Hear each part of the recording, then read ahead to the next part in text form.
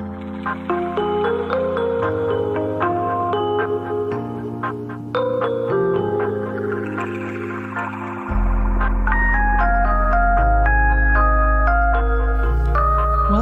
to another program interviewing local Cedarburg artists. My name is Laura Baldoves. I'm an adult service librarian here at Cedarburg Public Library. And today we are talking with Vicki Reed, who is a photographer who shows a lot of photo work locally and in other places. So welcome to the show, Vicki. Thank you very much. Happy to be here. So currently we have some of your works on display called the Ghost Garden series. They're part of the Ghost Garden series.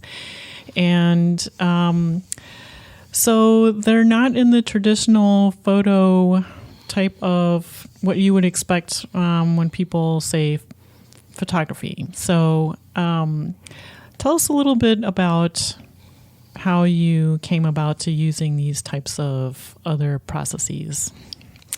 Well, I come back from a pretty traditional background in photography. I worked as a daily news photographer for several years. Was that a local paper? That was in Galesburg, Illinois. Oh, okay. And in Evansville, Indiana.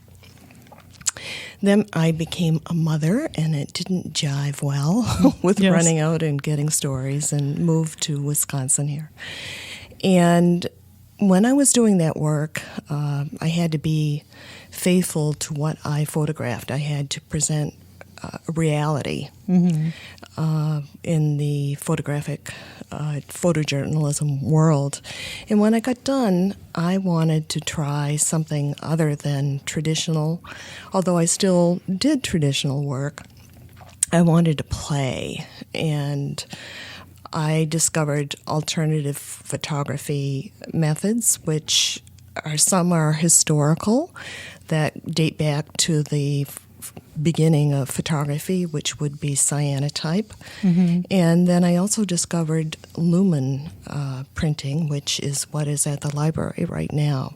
Yes, I was very interested in the image quality of the lumen print. And for that, I used traditional black and white photographic paper, what I would use in a traditional wet darkroom. So this is the black and white silver prints. Right. Okay. And so it's black and white paper, and it shouldn't be traditionally. You're not supposed to expose it to daylight. It will fog it and ruin the paper. But I use it, and I do fog it. I take it out, and I put live plants on it, put it in the sun for several hours during the day. And when I take the plants off, the chlorophyll and chemicals in the plants have a reaction with the chemicals in the paper, and they produce color images on the black and white photograph paper. You never know what you're going to get. It depends on humidity, how much moisture is in the plant, the quality of the sunlight, right, and most important, the type of paper you use. Oh, okay. So what types of paper do you use? Are you using the glossy or the matte finish? Or? Yeah, I'm lucky that I've had a lot of people donate old paper to me, and that is wonderful to be able to get the old paper that's not made anymore. Right, yeah. It works really well. But current paper, I use Ilford, both matte and glossy. And there is some other Arista papers out. So there are current papers that you can buy that will work for this method. Sure. But there are old papers that are available through eBay. So I'm always experimenting and trying things. So for our listeners out there that haven't seen a lumen type photograph, the images that we have currently display of Vicki's are very reminiscent of an X-ray almost, where it's you do see like the inner things going on inside the plant, the veins and the structures of the plant that come through as it's being printed in the sunlight. Right, and a lot of times I will put some of the plants in the freezer. If you know what happens to your plants after they have a night of frost, some of them become almost transparent. Oh, okay. And so I use that to my advantage, and sometimes I put the plants in the freezer overnight and then let them thaw out the next day and put them on the paper. And they have, they transmit a lot more light, and you can see some of the structure that's of very the interesting. plants that come through. Now, do you, you said it depends on the light and the temperature. So do you mostly focus on doing printing during the warmer months, or do you also do printing in the winter months? I do it some in the winter. If I get some flowers or plants from a local florist or grocery store, I do use some of those. I love it during the summer when I have an entire garden at my disposal. And on really warm days, you put the paper down, the plant on top, and then a piece of glass, and it will create a greenhouse effect. Oh, okay. And it will speed up the decomposition of the plant the hotter and more humid the day is, and that oftentimes has a greater effect with what you're going to get. Now, are you doing this outside, or can you do this in a picture window inside your house? I think some people have put them, when they're propped it up in their window, if they have a really, an east or a south-facing window, but I prefer to have it outside. Yeah, I think that the window glass somehow filters that sunlight, and it's not especially as if you have like e-glass or some special coating on your windows, it wouldn't work very well. So, you got started in photojournalism and segued into more fine art. Were there certain photographers that you draw upon when you do your work, maybe initially, and then maybe you branched out to different photographers as you went from photojournalism to more fine art? Well, alternative photography is a world unto itself, and with the advent of social media, it's very easy to find other people that are doing the same thing that you're doing. And there are a lot of people that inspire me in that group. Plus, I belong to a group of female photographers. And we meet once a year, if not more, in smaller groups. And they are from all over the country, and Mexico and Canada and Europe. And I keep up with them. We share a lot of tips on what we found worked for our processes, and we're always introducing each other to new techniques. And so it's a very supportive group. We support each other in all that we're doing, and we're free sharing our advice and the tips that we've discovered. Is there something that you'd like to share that you learned from this group that you're thinking of or already have incorporated into your work? Well, with cyanotype, I've worked in cyanotype for several years, but recently, I don't know if she's an active member of a group, but she lives in Canada, and she's experimented with wet cyanotype and spraying. Cyanotype is the first process ever in photography. Dates back to the early 1800s. And it's basically a blueprint. What is exposed to the sun turns blue. What is held back is white. And that has really come back as a popular photographic technique in the last 5 to 10 years.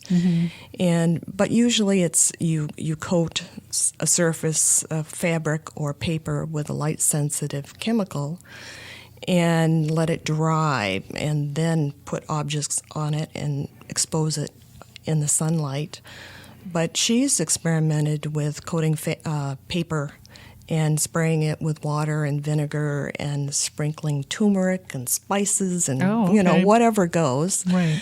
Soap bubbles, everything. And it's been a wonderful learning process. I've just started learning, and unfortunately at the end of the season, so I will probably dive in again next spring to experiment with that. But there are always people pushing the envelope and feeling free to experiment, and so it's wonderful to keep up with it on social media and in my groups.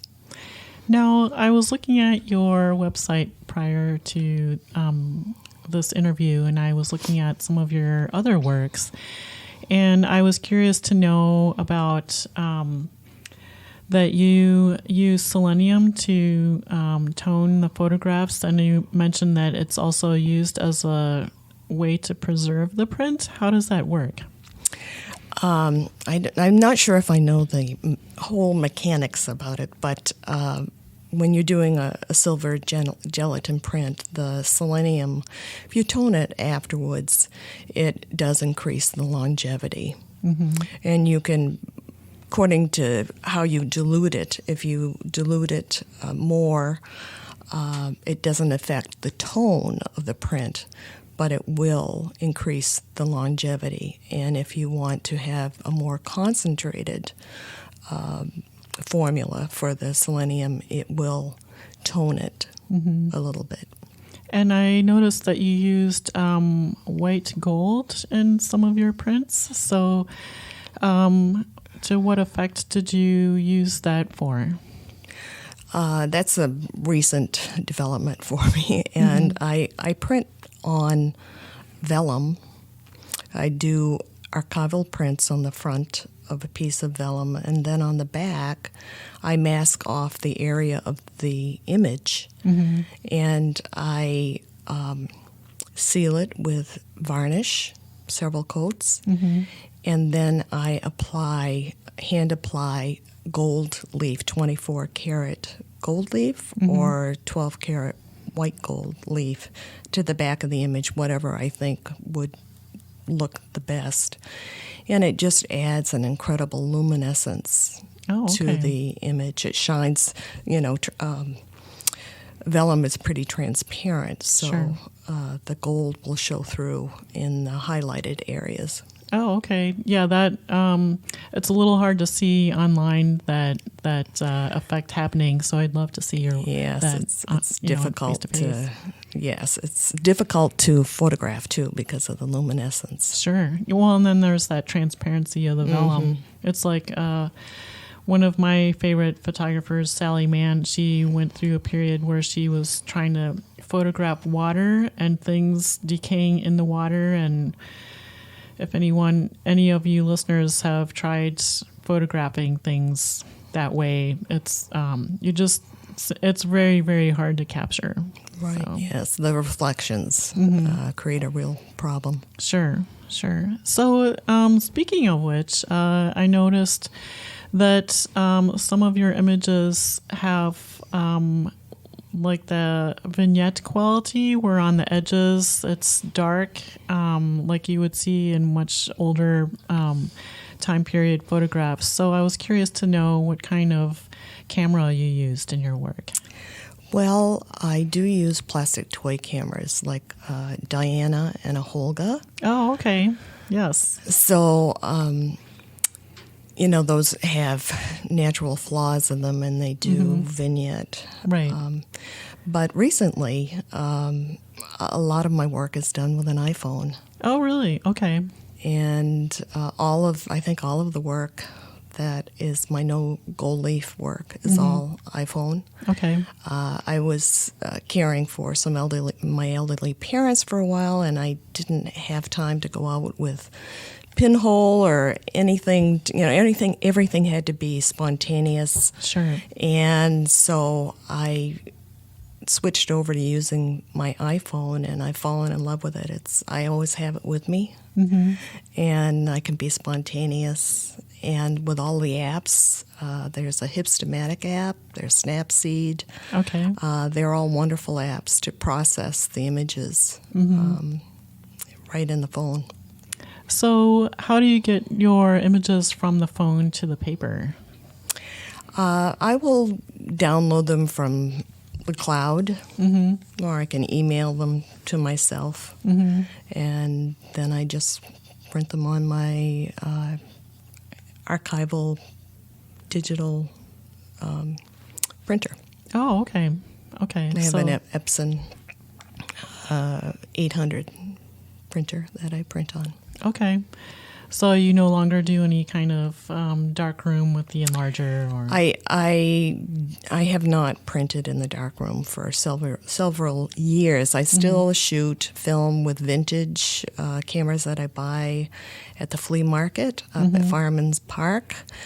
If I can find a good camera, if I can get film in it, I put it in and I shoot. But I process the film in my darkroom. But now I basically scan the negatives and print them that way. So how do you feel about this movement in photography from the film and then, to digital?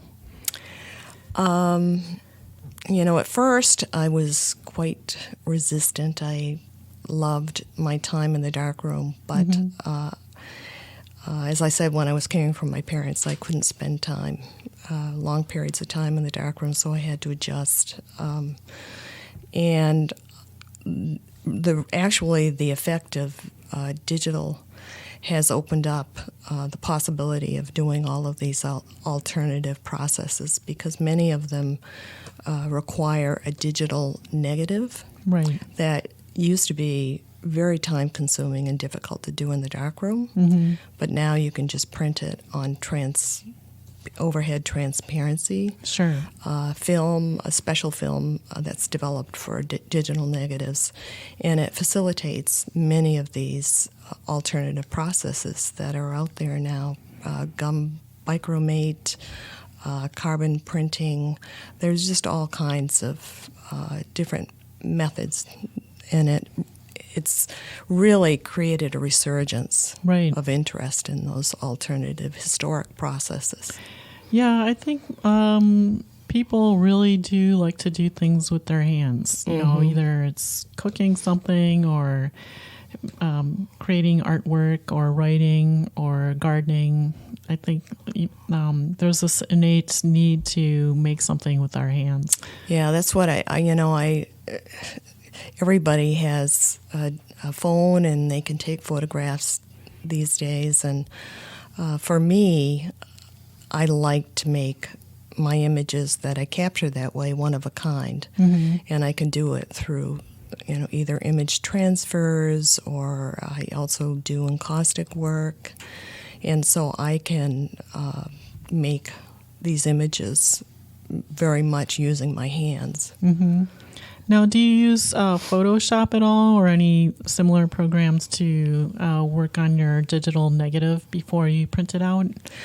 Yes, I do use Photoshop. I do most of my processing actually in my phone or my iPad, but the last bit of it I do in Photoshop. And you find that to be a useful tool? Oh, very useful.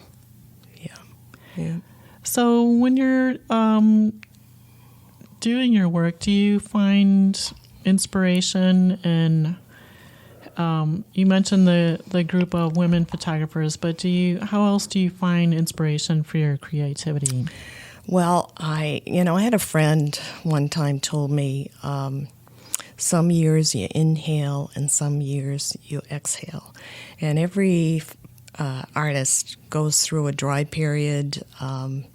They will have spurts of inspiration and creativity, and then they will have some downtimes. And I think we all need that time to take things in. And the things that I take in are being out in nature, going to movies, going to plays, listening to music, and visiting my friends' studios who are artists. When I see what they're doing, and I can tap into their passion. They're so passionate about what they're doing, and it's contagious. So, right. So it's wonderful if I'm having a kind of a downtime to go visit other artists, see what they're doing, not necessarily to try to do what they're doing, right, but just to pick up on their passion and their energy. And I find it very inspiring.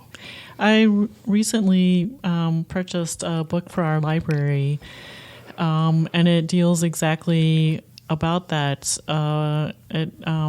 The author interviewed or researched a number of women artists and compiled this book of how they worked, like their work habits, where they found their inspirations, what essentially they needed to do their work. And it was surprising to learn that everybody was different. Everybody had their thing, because, you know, most people have this image of the artist who's madly working away in his studio, and they have no concept of time or place, and they're, you know, forget about eating or drinking, and they're just in this mad state of producing something. But that oftentimes is not the case. No, there's a lot going on in everyone's life, and you have to find out what works best for you. Right. Yeah, and it was surprising to find out that some of these women artists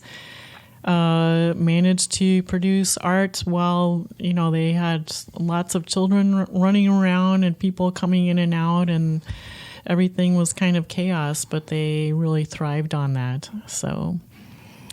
Yes, I went through that with my children. I produced a lot of negatives and still kept photographing, but I did not have the time to spend in the darkroom. And when there was that time, it was like turning on a spigot on a faucet, and it just all came flowing out. So. Now, what lies ahead for you? Are you currently exhibiting elsewhere, or what plans do you have for 2020? I do have work over in Port Washington.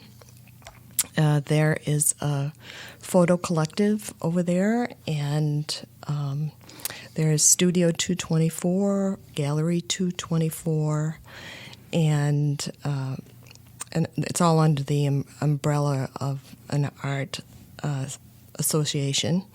And they have a gallery, and I have work over there. I am artist in residence at Forest Beach Migratory Preserve this year as part of a collaboration between Gallery 224 and Ozaukee Washington Land Trust. Oh, so what are you doing there? I will be there all year round from September to next September, and there will be an exhibit. Okay. At the end of that time, there are 12 of us artists that are participating. I think this will be the third or the fourth year, and everyone has a different preserve or nature area, and everybody works in different mediums, and who knows? I have no idea. Right now I'm working on some encaustic work from it, and I've produced some lumens and cyanotypes already from this fall. But I have no idea what will come of it next September. I'm just going to be open and let it flow, and we'll see. Well, I look forward to seeing more of your work. Thank you very much. So this has been another artist interview at Cedarburg Public Radio at Cedarburg Public Library. Thank you very much. You're welcome, Vicki.